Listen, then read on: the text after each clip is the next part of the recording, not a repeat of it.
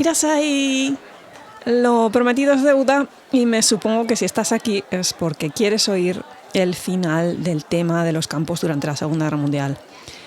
Creo que nos queda cerveza hawaiana y mi lilikoi nunca puede faltar, así que toma asiento y que suene la música.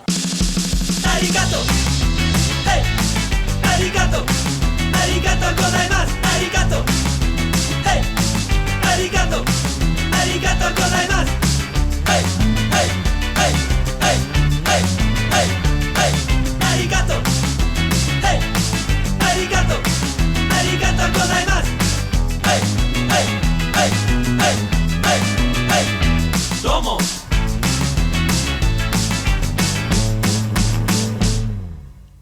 Hola gente, aquí Kitsune, vuestra anfitriona de Historias de una Izakaya, con la segunda parte del monográfico acerca del Decreto Ley 9066. Pero antes de empezar con todo el meollo de la cuestión, me gustaría comentar una noticia que está muy relacionada con este monográfico y que además nos da una perspectiva de cómo está el patio acerca de este tema aquí en Estados Unidos en pleno siglo XIX. 2022. Y es que hace unos meses salió una noticia que comentaba que los miembros de un consejo escolar en Wisconsin rechazaron la inclusión de un libro sobre el encarcelamiento de americano-japoneses por considerar que el currículo quedaba desequilibrado y que había que incluir la perspectiva del gobierno estadounidense. Mirad, ¿qué queréis que os diga al respecto?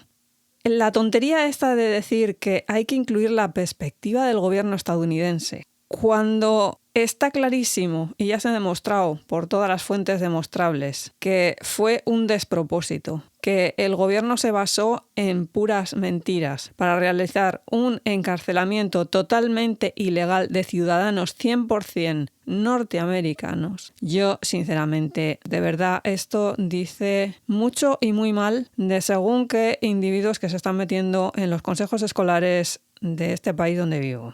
Y si queréis darles en las narices a esta panda de impresentables allí donde estéis, el libro que prohibieron, entre comillas, es el de Yuri Otsuka, O-T-S-U-K-A, que se titula Cuando el emperador era Dios, de la editorial Duomo, 2013, la fecha de edición, y lo he visto por 14,06 euros, o sea, una cosa medianamente baratita.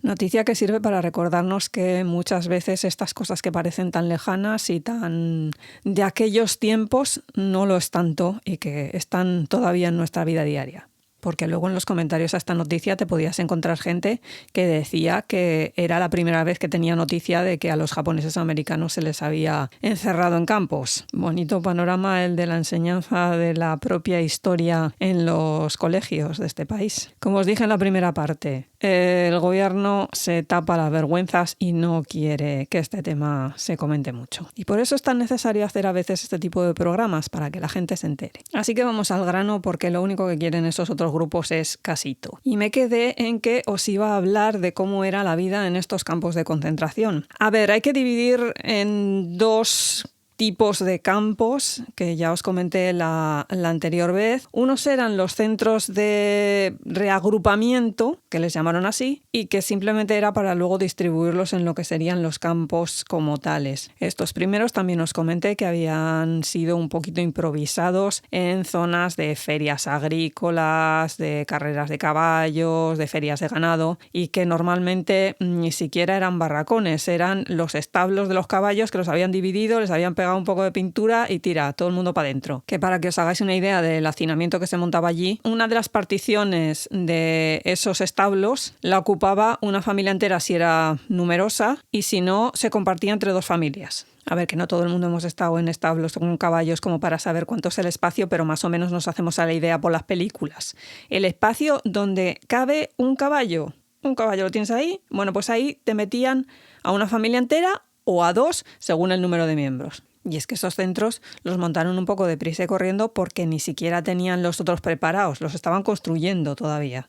Y cuando digo construyendo, no os hagáis a la idea de una labor así como de ingeniería y de arquitectura en condiciones. No, ¿eh? Esto fueron 4 planchas de madera mal puestas haciendo barracones en hilera y ni agua corriente, electricidad por la que tuvieran las torres de vigilancia para los focos y poquito más, poquito más. Pero vamos a ir analizando los diferentes servicios, entre comillas, que ofrecían estos maravillosos campos de concentración. Primero, los barracones. Como os he dicho, eran unos edificios alargados, rectangulares, normalmente carecían de aislamiento. Así que en algunos periodos del año tipo invierno, en según qué sitios donde nevaba bastante, aquello era una nevera. Una de las mujeres que vivió aquello durante su infancia comenta que en invierno podían levantarse por la mañana y encontrarse con las mantas llenas de nieve y tener que pasar la pala por el suelo del propio barracón para hacer una montañita y despejar los pasillos. Porque dentro de los barracones sí que había una división, eran unas paredes que formaban unas unidades independientes, lo que pasa que esas paredes no llegaban hasta el techo, con lo cual os podéis hacer una idea de todo lo que se oía allí. Podías estar en la unidad 1 y en la 5 te estaban oyendo cómo estaba, pues imaginaos toda la serie de cosas que te pueden oír cuando tú estás en tu casa y estás relajado, porque para esta gente aquello era su casa. Casa que, como en los centros de reagrupamiento, cada unidad correspondía a una familia que podía estar integrada por una cantidad de miembros X bastante amplia. Podemos estar hablando de 3 matrimonios con varios niños. Así que la solución dentro de estas unidades dentro del barracón era poner una serie de cuerdas con unas mantas que hacían una división improvisada y cada trozo para una familia. Que la siguiente pregunta es, ¿y dónde metían las camas para tanta gente? ¿Camas? ¿Dónde? Con suerte un armazón de madera y tela, y cuando llegaban al campamento se supone que tenían que venir ellos con una bajera de colchón cerrada en la que metían dentro paja, y con eso te ponías el colchón de tu cama. Precisamente en uno de los testimonios una señora comenta cómo se acababa de casar con su novio porque quería ir con él al centro de internamiento como le llamaban, y a ver, vida de recién casados. Creo que además tenían 19 años o así. Os podéis imaginar los problemas técnicos que tuvieron. El principal comentario era que el colchón no ayudaba. Curiosamente, lo que mencionaba como segunda cosa era la privacidad. Y hablando de privacidad, a una le viene a la mente precisamente uno de los asuntos que más privacidad precisamos. Me refiero a ir al excusado o al baño. Bueno, pues ese tema también olvidaos. Eran letrinas en común, ni siquiera váter, letrina, agujero en el suelo, sin agua corriente. Eso luego, después de una temporada, había que limpiarlo, vaciarlo, etcétera, etcétera. No sé si sabréis que precisamente esa labor es la más peligrosa del mundo porque se supone que la concentración de ese tipo de material crea una serie de gases bastante tóxicos. En el caso de uno de los que se encargaban de este tipo de trabajo en el campo, comenta que se puso a fumar precisamente para no tener que oler ese tipo de material. Y cuando hablo de letrinas comunes, hablo letrinas comunes sin puerta de ningún tipo, ni pared de ningún tipo, ni división de ningún tipo. La gente con más inventiva conseguía un trozo de cartón lo suficientemente grande como para hacerse una especie de parapeto cada vez que se iba allí al excusado. El otro resto de la gente, pues a compartir miserias. Las duchas, 3/4 de lo mismo. En común, sin separación y sin agua caliente. Y aunque la gente tenga la idea esa de que los japoneses se duchan todos juntos y que no tienen ningún problema, etcétera, etcétera, eso en el caso de esta gente no era así, porque en realidad de japoneses tenían bien poco, insisto, eran estadounidenses, al 100%. Y ya se habían educado con una serie de ideales y de cosas y realmente no tenían la idea de que eso de ducharte allí con todo el mundo a rueda fuera una cosa normal. Eran bastante pudorosos. Y cuenta una señora cómo ella y su hermana, que en ese momento eran adolescentes, no les apetecía nada en absoluto tenerse que ducharse con extraños allí en grupo. Y la madre no se le ocurrió otra cosa más que ir a las duchas a las 3 de la mañana. El problema es que no solamente ellas habían tenido esa idea y se encontraron con muchísima más gente a las 3 de la mañana. Aún encima, los guardianes que estaban en las torres vigía se dedicaban a encañonarlos con la luz de los focos cuando salían pues al baño o a la ducha o a lo que fuera en plena noche.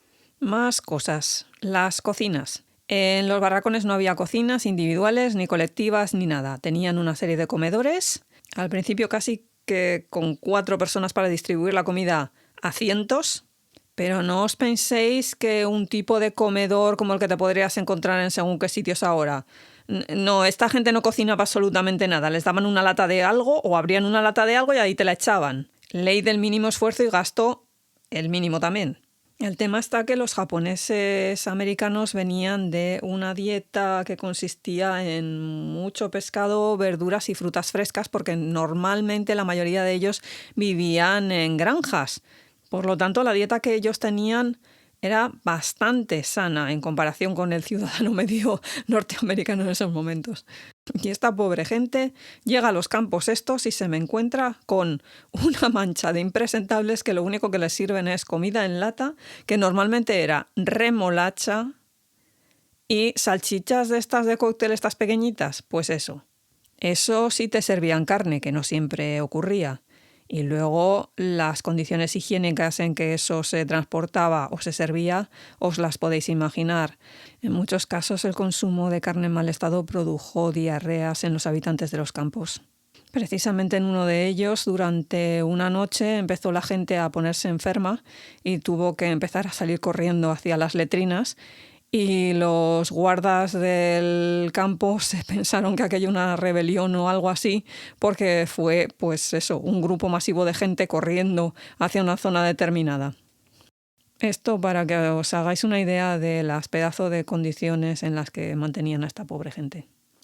Tengo que añadir además que en los primeros momentos, cuando se montaron estos comedores, como era tan poca gente la que estaba para servir la comida, se hacían unas filas increíbles.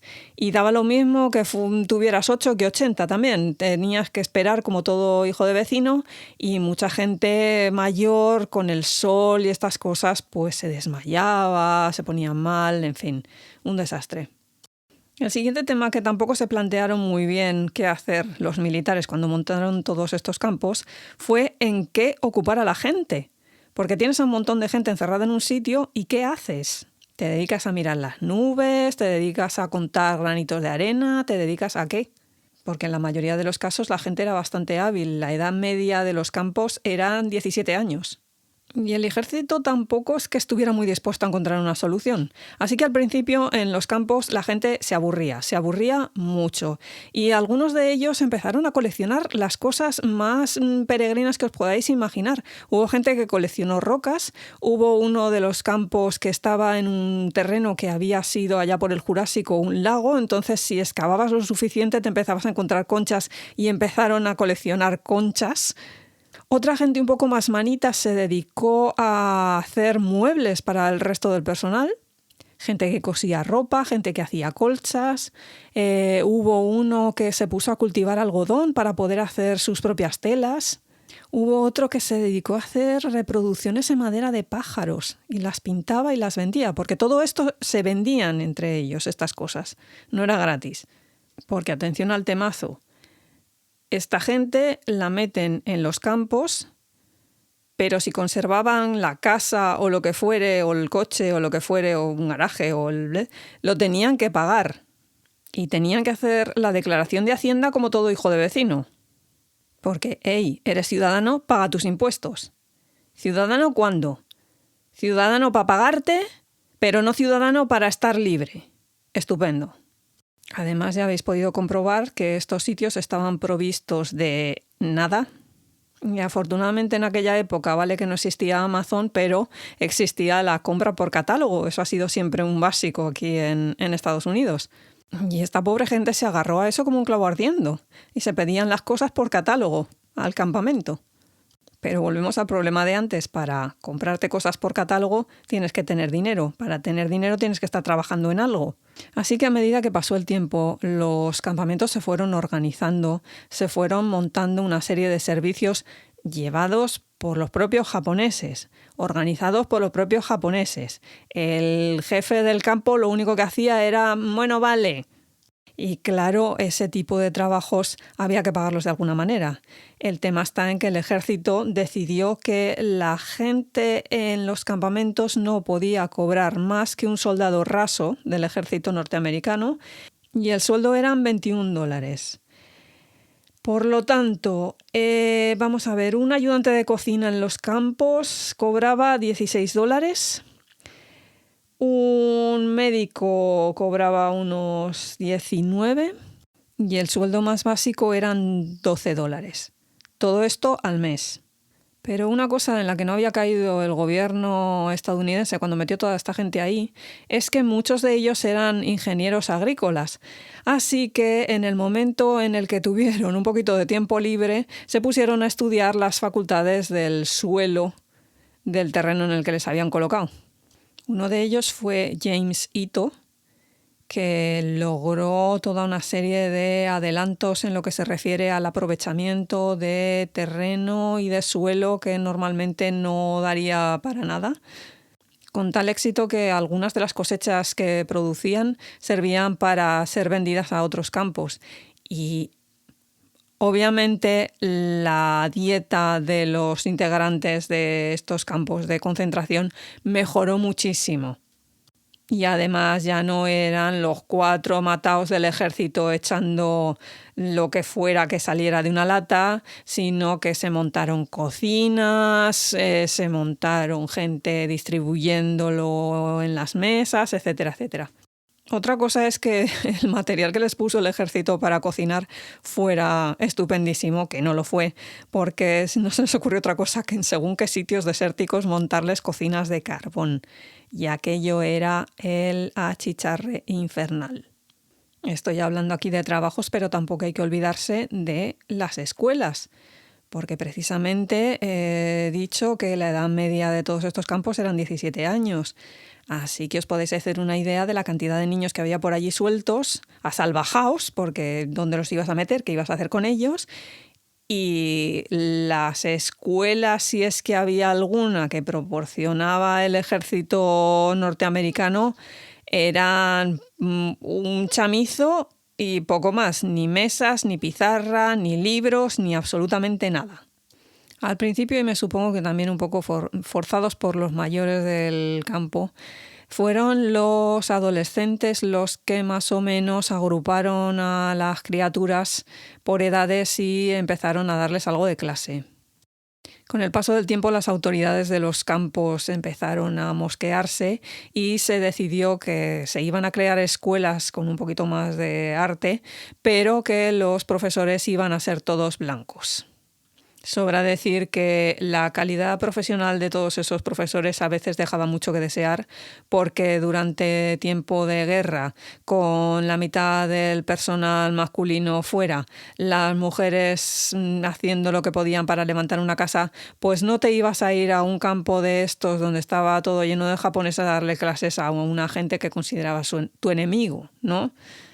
Aparte que ya os comenté que estos sitios estaban en medio de la nada, tenías que irte hasta allá, no era plan para mucha gente.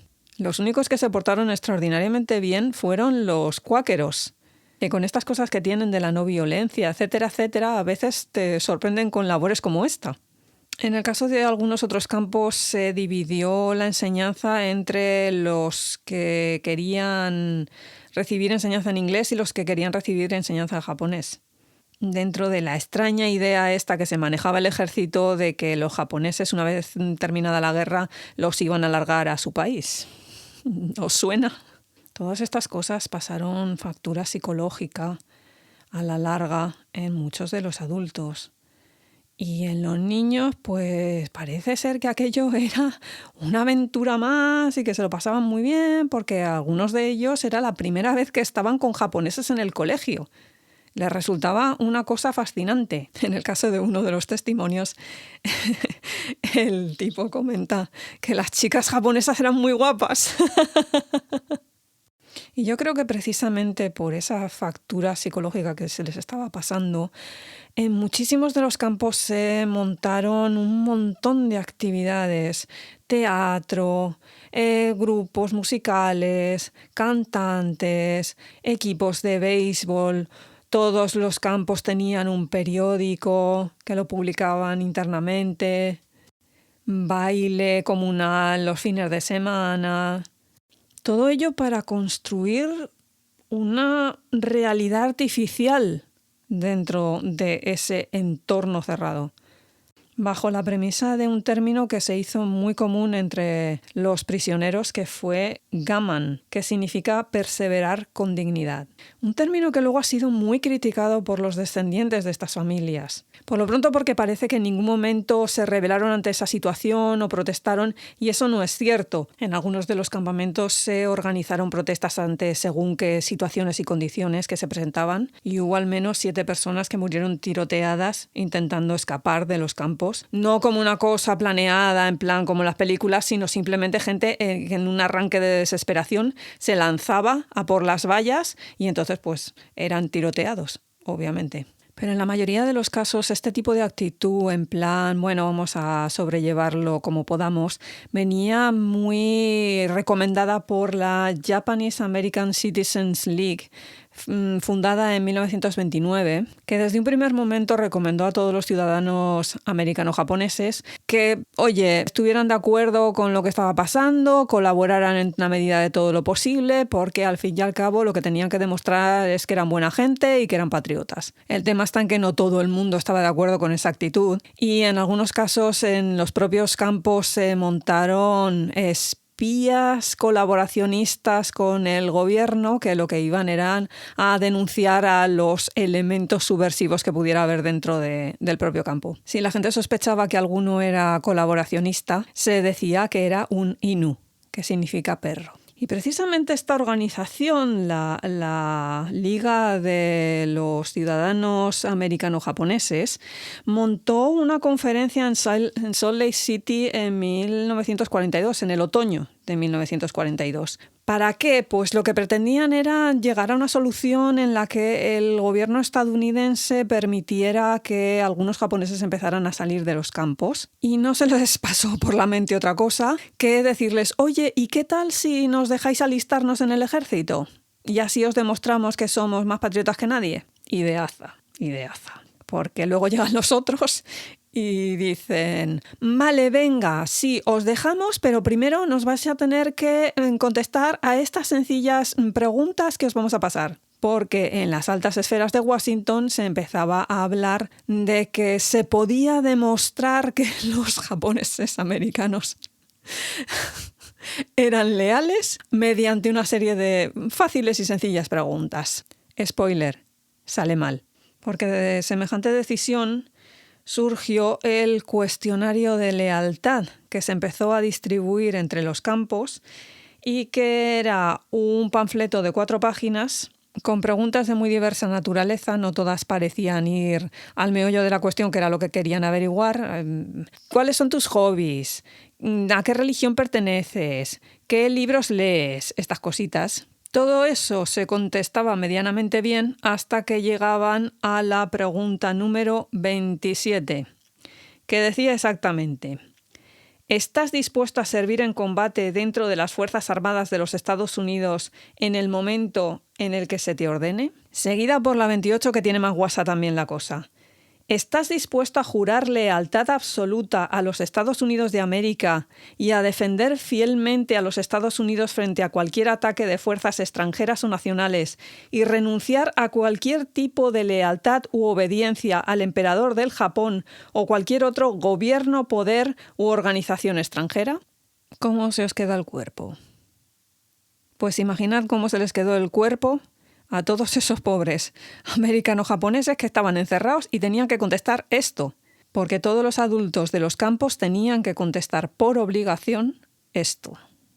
A ver, que un día de normal así por la calle, igual les ponen esto delante y siendo ciudadanos americanos hubieran contestado sí a las dos cosas y punto pelota. El problema estaba en que llevaban ya un buen tiempo encerrados. Por mucho que habían intentado hacer valer sus derechos como ciudadanos, nadie les había hecho ni puñetero el caso. Y ahora lo que se olían es que el gobierno estadounidense necesitaba gente para mandar al frente y qué mejor que toda esta gente que tenía encerrada ahí. Que el tema del cuestionario este no era 100% eso, aunque sí que lo buscaban. El tema es que se veían venir cómo iba a acabar la guerra. Y también se veían venir que ya tocaba empezar a sacar a toda esta gente porque se estaba demostrando que eran gente normal y corriente, que no habían tenido ninguna intención de atentar contra el país y que aquello había sido una salida de pata de banco tremendísima.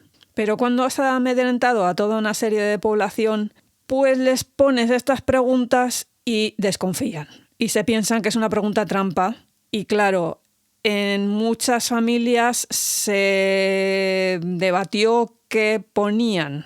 Y por un lado tenías a los hijos Nisei de segunda generación que ya se habían criado como ciudadanos estadounidenses que decían vamos a poner que sí a las dos cosas y adelante. Y los Issei que eran los de primera generación que habían llegado de Japón, que claro, es que esta situación les dejaba colgando en una especie de vacío legal porque si renunciaban a la cosa japonesa, ¿de dónde eran ciudadanos? Porque no podían ser ciudadanos estadounidenses porque no les dejaban. Por otro lado, hubo gente que era ciudadana norteamericana que dijo, bueno, ¿y yo por qué tengo que jurar fidelidad al país si yo ya soy del país?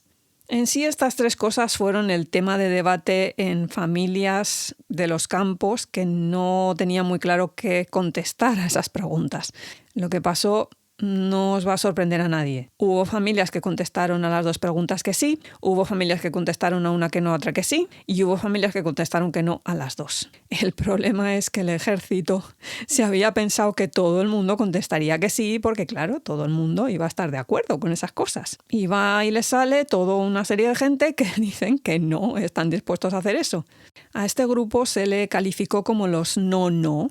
Se los agrupó, en muchas ocasiones rompiendo familias enteras, y se les envió al campo de Tule Lake, que ya de por sí era famoso por tener a una serie de gente muchísimo más beligerante con este tipo de temas y exigiendo sus derechos, etcétera, etcétera. A la definitiva, esta pobre gente que no se fiaba y que contestó que no a las dos cosas, se les calificó como de elementos subversivos posiblemente traidores, cuando en realidad la mayoría de ellos simplemente eran Issei de primera generación que se iban a quedar ahí colgando de la nada, y otros que se decían los Kibei, que en realidad eran Nisei, gente de segunda generación, que aunque habían nacido en Estados Unidos, sus familias los habían mandado a formarse en Japón. ¿Qué ocurre? Pues que muchos de estos tampoco es que hablaran muy bien el inglés y tenían más costumbres japonesas que lo que serían los Nisei 100% de aquí.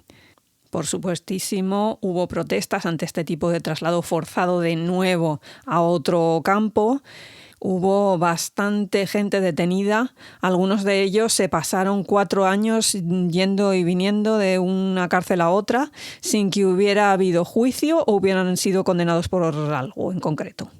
E insisto, esto no significaba que fueran pro gobierno japonés o pro emperador, no. Simplemente era una pobre gente que no se fiaba de ese tipo de preguntas y que lo que quería era tener una seguridad en sus derechos una vez que hubieran firmado eso que vete tú a saber qué tipo de valor legal tenía.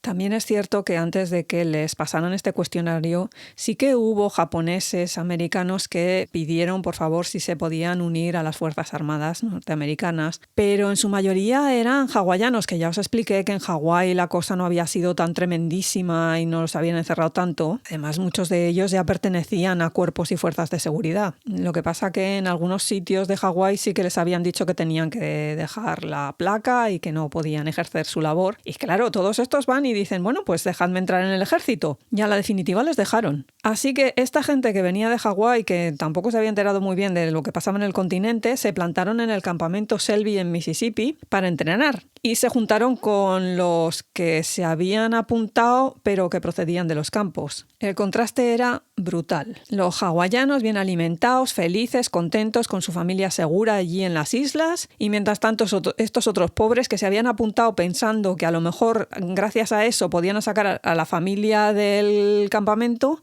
y teniendo que ahorrar todo lo que cobraban en el ejército para mandarlo a su familia para pues, poder comer o poder comprar las cosas en el campo. Solamente después de una visita oficial a uno de estos sitios, patrocinada precisamente por la Liga esta de Ciudadanos Japoneses Americanos, es cuando se dieron cuenta de cuál era la situación de sus compañeros y de las familias de sus compañeros. De todos modos, tampoco os penséis que las unidades que se montaron eran mixtas, ¿eh? No, esto era solamente de americano-japoneses. En concreto fueron el Regimiento de Infantería 442 Nisei y la 552 Unidad de Artillería Móvil. Estas dos son las unidades más condecoradas de toda la historia del ejército de Estados Unidos. Los primeros, el Regimiento 442, participó en la campaña de Italia de 1944 al 45 y demostró un valor extraordinario. La segunda, en el verano del 44, proporcionó apoyo de artillería en el avance del Valle del Ródano durante la Operación Dragón al sur de Francia. Precisamente fueron estos los que participaron en la liberación del campo de concentración de Dachau con otra serie de tropas. Y mientras estas unidades estaban batiendo el cobre heroicamente en Europa, ¿qué es lo que estaba pasando en Estados Unidos? Bueno, pues que a finales del año 44 la mayoría de la gente ya había salido de los campos. En parte porque en muchas ocasiones se les había dejado salir a trabajar a una serie de empresas y cosas que estaban fuera del campo. Por ejemplo, en Minidoka, los bomberos japoneses eran trasladados para apagar otros fuegos locales. En el resto de campos, pues al menos 10.000 americano-japoneses fueron liberados temporalmente para trabajar en la recolección, en aserraderos, en enlatadoras, todo aquello en lo que se solicitara gente porque, claro, en una guerra y con todos los hombres al frente, pues os podéis imaginar. A esas alturas en los campos quedaban unas 60.000 personas, que de todos modos ya les quedaba poquito allí porque la Corte Suprema había decidido que el gobierno no podía continuar manteniendo a ciudadanos americanos en campos a no ser que pudieran probar que habían cometido algún tipo de delito. La cuestión es que esa decisión iba a salir publicada el 18 de diciembre de 1944 y el gobierno hace una maniobra estratégica muy tremenda. Antes incluso de que la Corte Suprema se hubiera empezado a pensar este tema, sí que es cierto que el Ministerio de Guerra ya le había dicho a Roosevelt, «Ey, mira, es que resulta que a lo mejor nos equivocamos y que este temica tendríamos que empezar a cerrarlo porque hemos metido la pata hasta el fondo». Pero el problema estaba en que ese noviembre del 44 había elecciones presidenciales y al Congreso. Y no querían pasar como el partido que fue así de flojo y que dejó a los malvados japoneses salir. Así que en vez de soltarlos como le estaba sugiriendo el Ministerio de Guerra, esperaron a que la Corte Suprema decidiera. Conclusión, los pobres japoneses se chuparon 2 meses a lo tonto porque en enero del 45 por fin ya se decretó que podían salir de los campos. Y ahora me preguntaréis, ¿y en qué condiciones salieron? En las que le salió a los de arriba de las narices. Es decir, $25 por familia y un ticket de tren o de autobús a donde fuere. Y ya, no busquéis más, ya, eso, ya está. No les dieron ni el bocata, ni eso. Afortunado o desafortunadamente esa salida había sido escalonada, no había sido venga todo el mundo para afuera en el mismo día.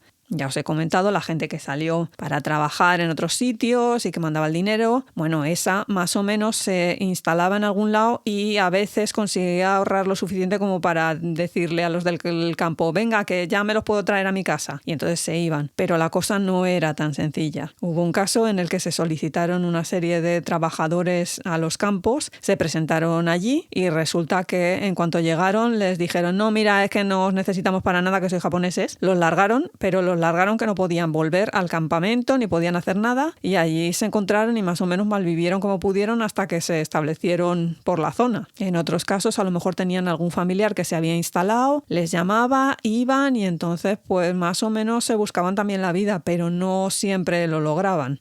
porque al tema de no tener trabajo, de no conseguir trabajo, porque todavía seguía la guerra por ahí y la gente estaba muy en contra de los japoneses, el otro problema era el de vivienda. Tú podías conseguir un trabajo, pero luego ¿dónde te metías? Y en ese momento no existían las leyes que existen ahora, que existen. Cuando tú te compras una casa en Estados Unidos tienes que firmar diciendo que nadie te ha discriminado por tu raza, etcétera, etcétera. Y está eso ahí porque precisamente a esta pobre gente no se les alquilaban y se les vendía una casa. Que la oficina esta que montaron de reubicación al inicio para meterlos en chamizos, se supone que todavía estaba y que iba a ayudar a que encontraran casa. Problema, no hicieron absolutamente nada. Imaginemos que tenían 200 solicitudes para 10 casas, si llegaba. Otra gente lo que hizo es volver a su lugar de origen. El problema es que, lo que os comenté también en la primera parte, a veces se encontraban con que esos amigos que se supone que les iban a guardar la casa la habían alquilado o la habían vendido. A esos amigos que se supone que estaban guardándoles las cosas en un almacén, el almacén misteriosamente se había quemado. Qué curioso que las cosas no se habían quemado pero las había vendido, etcétera, etcétera, etcétera. Y hubo gente que este tipo de porrazos pues lo llevó mal que bien, pero hubo otro tipo de gente que este tipo de porrazos lo llevó muy mal. En uno de los casos que he escuchado, el padre era operario en una fábrica, volvió y de su trabajo nada de nada, y lo que le ofrecían era un puesto menor, cobrando muchísimo menos y casi que, bueno, nos dan las gracias porque te readmitimos ahí y si acaso al par de días no vuelvas. Este pobre señor agarró una depresión tremenda y en muchos casos se suicidaban. La verdad que toda esta gente sufrió un trauma generacional muy gordo con esto, ¿eh? Y les costó muchísimo salir adelante y les costó muchísimo volver a levantarse. Tanto es así que este tipo de temas de haber estado en los campos y demás no se comentaba entre las familias, se ocultaron muchísimas cosas, se intentó que los nietos no se enteraran de quién había estado en los campos, ni qué eran los campos, ni nada por el estilo. Muy en el rollo la política, borrón y cuenta nueva. Pero afortunadamente hubo otra serie de gente y también muchos de los nietos que organizaron una serie de movimientos para pedir explicaciones y para pedir que se resarciera a todas esas personas que habían perdido todo. Gracias a ellos, por ejemplo, en el febrero de 1976, el presidente Gerald Ford rescindió la orden aquella que os comenté que declaraba criminales a todos aquellos que se negaran a cumplir con la orden esta del 90-66. Bueno, pues hasta el 76 no se rescinde esto. Nadie se había preocupado de que eso todavía seguía en vigor. 4 años después, en 1980, se creó la Comisión del Congreso sobre la reubicación y el internamiento de civiles durante la guerra. En el informe que realizaron de 467 páginas, llamado Justicia Personal Denegada, declararon que los prejuicios de raza, la histeria de la guerra y el error de la clase política al mando, y no una necesidad militar, fueron los motivos tras el Decreto Ley 9066. Por fin había una declaración oficial de que aquello había sido una barbaridad. Todo esto desembocó en la Ley de Libertades Civiles de 1988, en la que el gobierno de Estados Unidos reconoce que se cometió una grave injusticia contra los encarcelados y sus descendientes, y les aseguró una indemnización de $20.000 por familia. A estos papás tan blancos y tan estupendos del inicio de este capítulo, me gustaría ponerles un vídeo que hay de Ronald Reagan pidiendo disculpas oficiales a los supervivientes de este tipo de campos y reconociendo el error. Me gustaría a todos esos papás tan blancos nucleares que se vieran ese vídeo. Entre la gente que pasó por los campos también hubo famosos, como por ejemplo Pat Morita, el señor Miyagi de Karate Kid, y George Takei, actor en Star Trek, que luego escribió una autobiografía que pasaron a novela gráfica muy interesante que se titula Éramos el enemigo. Está publicada por Editorial Planeta. Pero bueno, en sí hay numerosas novelas y libros sobre este tema. Si queréis recurrir a la internet, yo os recomiendo que vayáis a la página de la propia organización de japoneses americanos que trata sobre este tema, que se dice Densho. Se escribe D-E-N-S-H-O, Allí podréis encontrar fotografías, podréis encontrar vídeos con testimonios de gente que pasó por los campos. En cuanto al tema de podcast, yo recomiendo 2. Lo que pasa que todo esto está en inglés. Uno de ellos creo que lo hizo la Smithsonian y se titula Order 9066. Orden 9066. Ese está muy bien, con un montón de testimonios, me gustó muchísimo. Y luego tenéis otro ya más directamente producido por la página Denso, que se titula Kampu, es el nombre que le dieron los japoneses americanos a los campos. Respecto a películas, hay unas cuantas, no muchas. Una de ellas es Conspiración de Silencio del año 55. En inglés es Bad Day at Black Rock con Spencer Tracy. Muy, muy buena. Y luego, Mientras nieva entre los cedros, esa es del 99 con Ethan Hawke. No está mal, pero bueno. A elegir. Y como sitios físicos, bueno, pues Manzanar no queda como tal el campamento, pero sí que sé que han hecho como una especie de centro de interpretación donde hay pues una serie de exposiciones sobre el tema. Minidoka, que yo recuerde, en lo que es los cráteres de la Luna sí que había una cosita así pequeña explicativa. No sé exactamente qué es lo que habrá allí. En Seattle sí que sé que tienen un parque con una serie de placas, etcétera, etcétera. En Los Ángeles han abierto un museo de la historia de los japoneses americanos que tiene muy buena pinta. Un día de estos tengo yo planificado pasar por allí. Y por último, en Washington DC, en la capital, hay un monumento en el Mall en el que inscribieron lo siguiente: aquí admitimos un error. Y normalmente con esto se acaba el relato de los hechos, de lo que ocurrió. El problema es que hay un pequeñito detalle que no comenta nadie nunca, y que si los estadounidenses saben poco sobre el tema en general que les afecta, aún menos saben sobre un tema que no les afecta para nada en absoluto y que se cometió una gravísima injusticia, tanto para los derechos civiles internacionales como para el resarcimiento de las víctimas. Estoy hablando de los japoneses que procedían de países latinoamericanos. Y aquí voy a entonar mi propio mea culpa, porque hasta este año, 2022, yo no tenía noticia de que muchos países latinoamericanos, aliados de Estados Unidos, habían encerrado a los japoneses o descendientes de japoneses en sus países, en sus respectivos países, los habían montado en un barco y los habían enviado a Estados Unidos. Cuando yo me enteré de esto no me entraba en la cabeza, porque ¿qué tendrá que ver? Esta gente vivía en otro país. Y si aún encima partimos de la base estúpida, incorrecta, de que encerraron a toda esta gente en Estados Unidos por motivos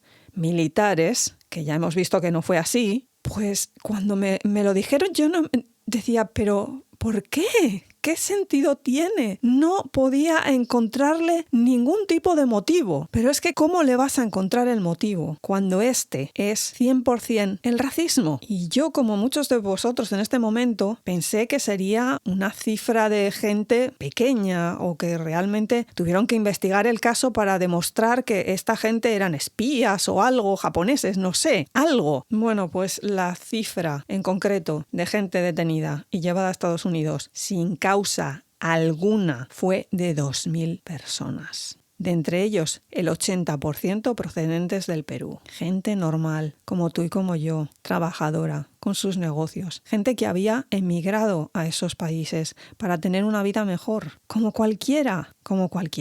Y ahora voy a proceder aquí a dar la lista de la vergüenza de aquellos países que contribuyeron a esta barbaridad.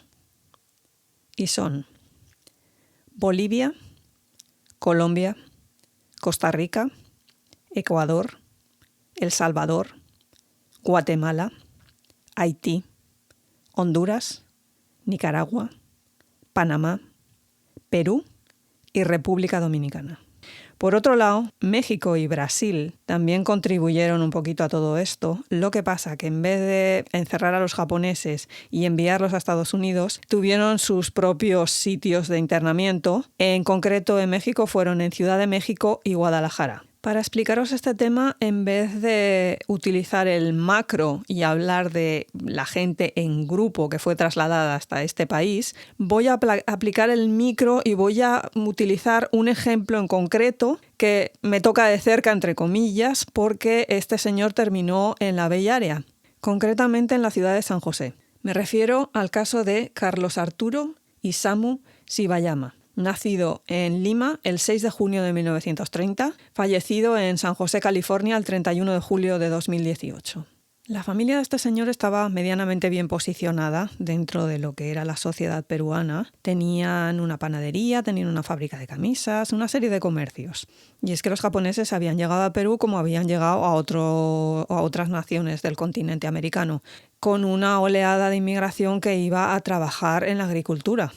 Y a los que les iba un poquito mejor o que eran un poco más despabilados, pues como en el caso de Estados Unidos, se montaban su negocio, se montaban sus comercios y la cosa les iba bastante bien porque eran una gente, pues eso, trabajadora, normal, sencilla, como cualquiera. Pero tal como pasa ahora, pues racismo y envidias y fíjate tú a este porque le va bien y seguro que es que comen perro y esas cosas que ya os imagináis. Los comentarios son siempre el mismo, da igual la época. Dentro de este ambientillo de por qué a estos les va bien y a mí no, entra en el juego Estados Unidos, que a partir de 1940 se empieza a interesar por el estatuto de toda esta gente en los diferentes países cercanos al Canal de Panamá, porque en esos momentos estaba bajo administración estadounidense. Y claro, la cosa estaba en que decían que si los espías japoneses podían atentar contra el canal y entonces pues fastidiar todo el tema del tráfico de barcos por allí. Como siempre también la excusa, porque ya veis vosotros qué es lo que pasó por allí, qué pasó con el Canal de Panamá durante la Segunda Guerra Mundial.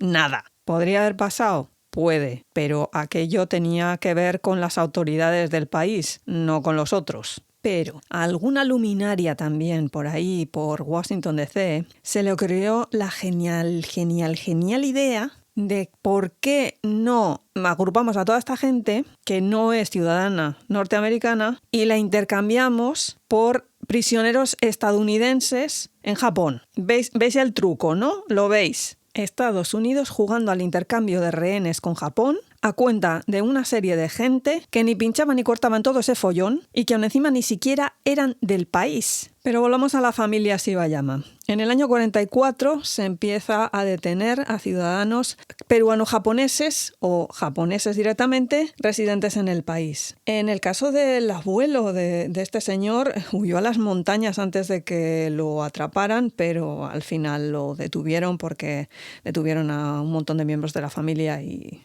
al final se tuvo que entregar. Una vez detenida toda la familia, Carlos, sus 5 hermanos y sus padres los montaron en un barco, el USAT Cuba, con dirección a Nueva Orleans. Tras 21 días de navegación, desembarcaron en la ciudad y de allí los pasaron a un tren con dirección al centro de detención de Algiers. Como había pasado con los ciudadanos americano-japoneses, a los peruano-japoneses se les distribuyó por los diferentes campos. En el caso de Carlos Shibayama terminó en el de Crystal City, que es una ciudad tejana cercana a la frontera con México. Pero claro, os podéis imaginar el panorama. Estas personas no sabían inglés, y menos en aquella época, que la cosa de los idiomas tampoco es que fuera una cosa tan común. Creo recordar que el de Crystal City al menos tenía el colegio doble, uno que daba las clases en japonés y otro que las daba en inglés, y parece ser que en el caso de esta persona pudo asistir al colegio en japonés porque no tenía ningún interés en aprender inglés. La idea era volver al Perú cuando toda esa estupidez acabara. Como hemos visto, esa estupidez acabó. El problema es que en el año 45, ese pedazo de presidente peruano llamado Manuel Prado Ugarteche dijo que él no admitía a uno solo de estos de vuelta en el país. Fiera, ¿eh? Fiera. Así que la mayoría de esta pobre gente se decidió quedarse en Estados Unidos, no les quedaba otra, vamos, porque ¿a dónde te vas? Y el problema es que si se quedaban en suelo estadounidense, se quedaban como indocumentados. En el caso que estoy comentando, afortunadamente la Unión Americana de Libertades Civiles le consiguió trabajo en una empacadora de Nueva Jersey. Y luego, afortunadamente, se pudo trasladar a Chicago. Pero insisto, todo esto siendo un indocumentado, porque no les dio la gana de darles papeles de ninguna clase. Y ya el colmo de los colmos llega en el año 52, cuando este señor fue reclutado para la Guerra de Corea. Fijaos que pronto se les pasa aquí lo del tema de los indocumentados, ¿eh? Que uno dice, bueno, pues entonces si lo metieron al ejército, al menos le darían la ciudadanía y todas estas cosas. No. Hasta el año 56 no le dieron la residencia permanente, ¿eh? Que no la ciudadanía. La ciudadanía tardaría en obtenerla hasta el año 70. Al final se instaló en California y se cambió el nombre a Art Sivayama y parece ser que montaron una gasolinera en San José. Llega el año 88 y es cuando Reagan pide perdón en nombre del gobierno de los Estados Unidos a todos los ciudadanos americano-japoneses que se vieron afectados por esta situación y les promete, como dije antes, $20,000 a cada familia. Problema, solamente a las familias estadounidenses. Las familias que venían de América Latina, olvidaos, nada es nada, ni reconocimiento, ni perdón, ni dinero, ni nada. Precisamente a una gente a la que se la llevaron de su propio país de forma completamente ilegal, sin decirles de qué estaban acusados ni por qué, y aún encima, cuando se acabó todo y tenían que volver a sus países no los admitieron y quedaron en Estados Unidos de forma completamente ilegal, sin ayuda de ninguna clase, y en una mayoría de los casos sin saber el idioma. Esto provocó que 5 de los afectados pusieran una demanda en la Corte de California en 1996 y Clinton les dijo que, bueno, venga, os pago $5,000 y dejamos la cosa en tablas, ¿no? $5,000. Te han sacado de tu país, te llevan a otro ilegalmente y te dan $5,000. Te dan una palmadita en la espalda y te dicen, venga, contento, ¿no? Sobra decir que Art Sivayama no aceptó ese acuerdo y junto con sus otros 2 hermanos pusieron una demanda en 1999 bajo acusación de discriminación y violación de los derechos humanos y civiles. El problema es que la querella no prosperó. Pero 4 años después envió una petición a la Comisión Interamericana de Derechos Humanos para que hubiera una serie de reparaciones equitativas a los ciudadanos latinoamericanos que habían sido injustamente llevados a los campos. Este pobre hombre aún tuvo que esperar hasta marzo de 2017 para que junto con su hija Becky testificaran. Y para colmo, los abogados que representaban al gobierno de Estados Unidos ni siquiera aparecieron por allí. ¿Queréis saber el resultado de la comisión esta? Yo también. Y este pobre señor también. El problema es que Art Sivayama murió con 88 años el 31 de julio de 2018 y su mujer el pasado abril. Ninguno de los dos verán el resultado de su petición a la comisión. Y por eso estoy yo aquí hoy contándoos todo esto, para que haya más gente que lo sepa, para que haya más gente que dé testimonio de esta vergüenza. Una vergüenza de tal calibre que se ha tapado por todos los medios y que la mayoría de la gente no tiene ni idea de que eso pasó. Gente entre la que me incluyo. Os aseguro que yo hasta este año no tenía ni idea de esta noticia. Ni idea. Sabía lo de los campos aquí en Estados Unidos, sabía que en Perú hay muchísimos descendientes de japoneses, también en Brasil, pero no tenía absolutamente ni idea de que la gran mayoría los habían montado en un barco y los habían enviado aquí durante la Segunda Guerra Mundial. Y menos aún el que no fueran incluidos dentro de las indemnizaciones que pagó el gobierno de Estados Unidos. A lo que parece, con esto también había clases. Nosotros pagamos a nuestros japoneses, los demás que paguen a los suyos o algo así, supongo. De todos modos, si queréis saber más sobre este señor, están las entrevistas que se le hicieron en la página que os he comentado antes de Densho. Hay una película que se titula Hidden Interment, The Art Sivayama Story. Me supongo que por algún sitio, YouTube o alguna cosa de estas, estará con subtítulos en español. En cualquier caso, una vez que se conoce que esto ocurrió. Es muy sencillo hacer búsquedas por internet sobre este tema y sí que te sale información en español, os lo aseguro. En fin, me gustaría terminar esta segunda parte, ya parte final de este tema, con un canto a la esperanza y flores y pajaritos y abejitas y maripositas. Lamentablemente este tipo de cosas se van a seguir repitiendo porque la humanidad no aprende. Cuanto menos estudiamos nuestra historia, menos aprendemos. Y si no, que se lo digan a esos papás de Wisconsin que están tan empeñados en borrar la historia. Bueno, no, espera, no es borrarla, es que sea equitativa. Pero bueno, que aquí no he venido a quemarme con los papás de Wisconsin. He venido a contaros historias. Y esta, aunque amarga, espero que sirva para dar voz a veces a esas cosas que desconocemos y que sin embargo fueron tan reales y estuvieron ahí. Y para que todos nosotros hagamos cierta esa frase del monumento de Washington DC. Aquí admitimos un error. Por lo demás, ya sabéis lo del botón de seguir. Estamos en Twitter, historias de una izakaya, @izakayapodcast. Estamos en Instagram, historias de una izakaya. En YouTube, nuestro canal, Historias de una izakaya también. Y bueno, si queréis preguntar alguna cosa, pero os da vergüenza o lo que sea, email historiasdeunaizakaya@gmail.com. Hasta luego, gente. Yane.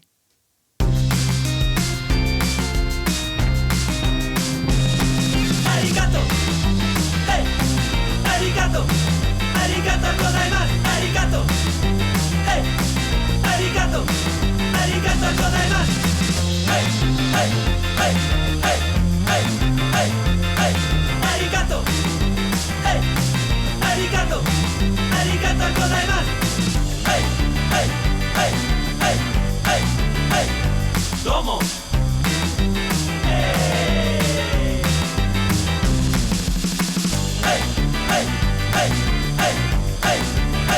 Arigato.